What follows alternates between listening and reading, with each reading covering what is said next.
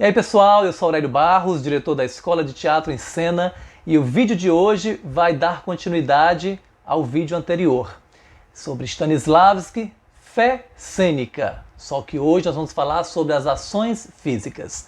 Roda a vinheta aí!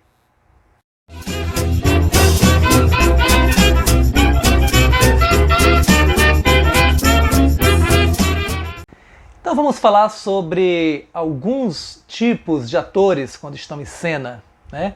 Atores que são despertados por diversos sentimentos.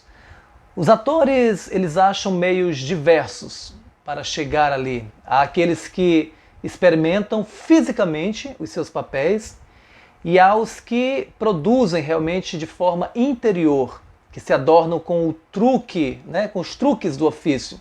Eles atuam como se representar fosse uma profissão qualquer. Há também aqueles que transformam o papel em uma conferência seca literária.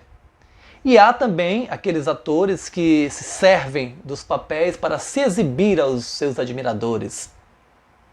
E eu pergunto, o que pode o ator fazer para impedir, né, que ele vá por esse caminho errado?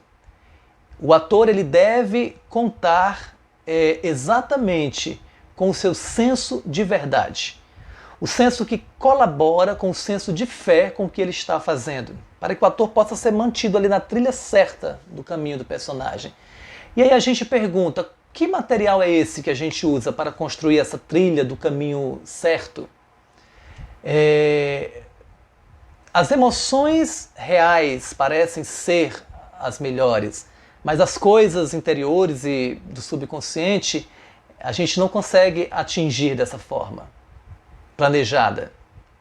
Mais importante do que as ações propriamente ditas é a veracidade e a crença que nós temos nelas. Sempre que a gente tem verdade e fé, a gente tem sentimento e tem experiências. Então a gente pode colocar isso à prova, na verdade. A gente, colocando isso à prova, a gente vai ver que intuitivamente, naturalmente, vai se despertar o quê? Uma emoção. Esses movimentos, por mais breves que eles sejam, eles merecem um maior apreço. Eles têm no palco uma grande importância, tanto nos trechos mais tranquilos de uma peça, quanto naqueles em que se está vivendo um grande drama, uma tragédia. Os artistas, eles precisam compreender que até os pequenos movimentos físicos, quando colocados nas circunstâncias dadas, eles adquirem grande significação pela influência que eles exercem sobre a ação. E um ato pequeno, físico, ele assume algo interior muito grande. Uma ação exterior, ela pode motivar muitas coisas interiormente. E aí por que que esse elo ele tem pra gente nessa técnica, nesse trabalho, né? Tem essa importância? De acordo com o Stanislavski, ele se acentua, na verdade, por que que a gente trabalha e inclui isso nos sentimentos, as ações físicas, né? Se a gente disser que um ator está cheio de profundidades trágicas, ações psicológicas, o ator vai logo começar a exagerar, vai começar a mostrar, vai começar a fazê-lo em pedaços, entende? E aí vai, às vezes, até violentar os sentimentos. Mas imagina só, se a gente dá para o ator um simples problema físico e a gente envolve esse problema físico em condições, né, motoras, ele vai tratar de executar aquele movimento, sem se preocupar muito com o que está fazendo, se o que faz resultará em psicologia, tragédia ou drama. Abordando dessa forma a emoção, a gente evita qualquer violência, sabe, sentimental, e o resultado ele é mais intuitivo, ele é um resultado mais completo. Por exemplo, nas obras dos grandes poetas, até os atos mais simples, eles estão cercados de circunstâncias subordinadas e importantes. E nelas a gente encontra o quê? Toda sorte de engodo para excitar os nossos sentidos. Ainda uma versão simples e prática para a gente abordar essas emoções, né? E de fortes momentos, tragédias, enfim, abordar essa questão das ações físicas. Para a gente conseguir isso, o ator ele deve distender ao máximo o seu poder criador. Isso não é uma tarefa fácil.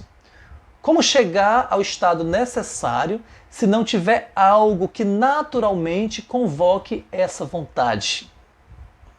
Esse estado ele só é provocado pelo fervor criador. E isso a gente não pode forçar.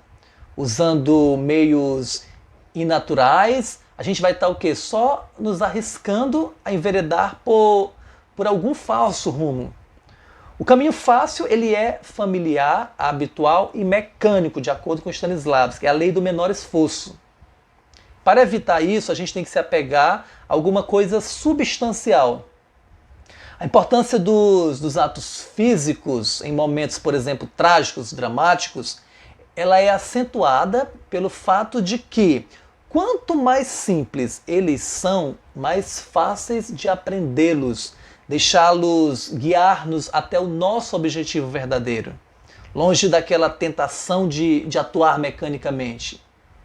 Então tentem chegar, de acordo com Stanislavski, a parte principal do papel ali, sem sufocar, sem violentar as emoções e, sobretudo, não o façam de repente. É necessário que vocês se encaminhem para ela de forma gradual, de forma lógica, né? Sem violentar. Ou seja, por meio das sequências de ações físicas interiores. E você deve acreditar nessas ações também. Quando vocês estiverem nessa abordagem, aí a atitude em um momento trágico não vai lhe assustar, vai mudar completamente. Porque você vai abordar de outra forma. Né? Porque a tragédia, a comédia, ela difere quando as circunstâncias dadas envolvem as ações das pessoas que estão interpretando. Entende? Então, a principal força e o sentido dessas ações estão nas circunstâncias. Por consequente, quando vocês forem chamados para uma tragédia, por exemplo, um espetáculo que tem uma tragédia, não pense nas emoções. Pense no que você tem que fazer. Entende? E aí o que acontece? Dentro desse processo, um meio para se chegar nessas emoções sem violentar, né, não é importante que a gente esteja muito ligado e muito concentrado. Né?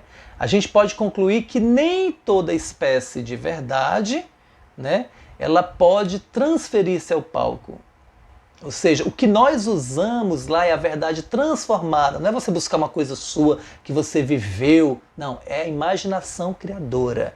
É você ressignificar e trazer em cena de forma viva e eficaz. Entende? Então, a gente falou aqui um pouco sobre essa questão do sentido da verdade, da falsidade, da fé em cena. A questão é a gente saber como desenvolver e regular esse importante dom da natureza. Né? Porque esse dom da natureza nos acompanha a cada passo, nas fases do nosso trabalho, que a gente esteja em casa, que a gente esteja no palco, que a gente esteja em casa, na rua. Isso deve fazer parte do ator que é observador. Né? Porque o espectador ele vai assistir, ele vai se ver e vai observar ali os detalhes de uma verdade cênica. E tudo que o ator faz em cena deve ser executado, entendeu? Com verdade, com cuidado em orientar, né? Tudo que você está fazendo ali que possa ser uma verdade para você, uma verdade cênica, significada. É uma tarefa difícil, né? Porque quando a gente está em cena, é mais fácil você fazer de forma mecânica ou mentir, né? Mas é uma verdade para o ator, quando ele está ali em cena. É a verdade do personagem. Né? Evitem a falsidade, evitem tudo que for contrário à natureza. tudo que for contra a lógica, ao bom senso, e porque isso gera o exagero, a violência do sentimento, as mentiras. E aí a gente vai para um lado que é a atuação mecânica, que a gente já falou. Evitem o ato de falsear em cena, sabe? Porque a partir do momento que se faz isso, a gente está se observando muito em cena, né? E isso não é importante para o ator. A verdade cênica é o que vai ser sempre importante no trabalho do ator. Então a gente encerra essa parte falando sobre isso, e eu peço a você que, se você gostou do vídeo, dá um like aí, inscreve-se no nosso canal se não for inscrito ainda, ativa também esse sininho aí das notificações, que vai ter muita coisa boa para vocês aqui do livro A Preparação do Ator, do Stanislavski. Um grande abraço e até o nosso próximo encontro.